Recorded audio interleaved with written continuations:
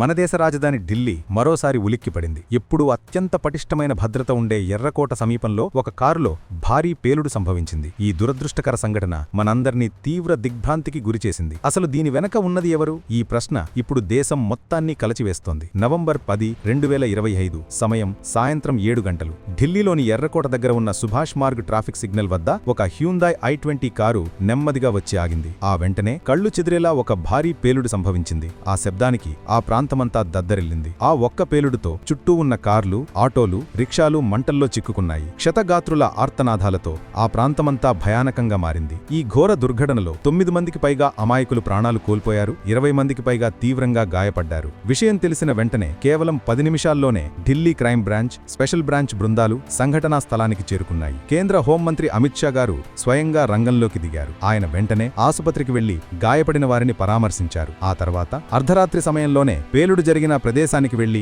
పరిస్థితిని సమీక్షించారు. ఈ దాడిపై ఆయన మాట్లాడుతూ, ఈ సంఘటనపై అన్ని కోణాల్లోనూ లోతైన దర్యాప్తు జరుగుతోంది. ఎన్ఎస్జీ, ఎన్ఐఏ బృందాలు ఇప్పటికే దర్యాప్తు ప్రారంభించాయి. సీసీటీవీ ఫుటేజ్ను పరిశీలిస్తున్నాం. ఏ ఒక్క అవకాశాన్ని వదలకుండా అన్నింటినీ క్షుణ్ణంగా పరిశీలించి అసలు నిజాలను ప్రజల ముందు ఉంచుతామని దేశ ప్రజలకు హామీ ఇచ్చారు. एनआईए की टीम एफएसएल के साथ अभी गहन जांच करने का शुरू किया है.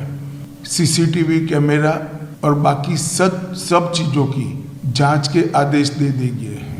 सीपी दिल्ली और स्पेशल ब्रांच के इंचार्ज स्पॉट पर मौजूद हैं. हम सभी संभावनाओं को तराश रहे हैं और सभी संभावनाओं को ध्यान में रखकर इसकी गहन जांच की जाएगी.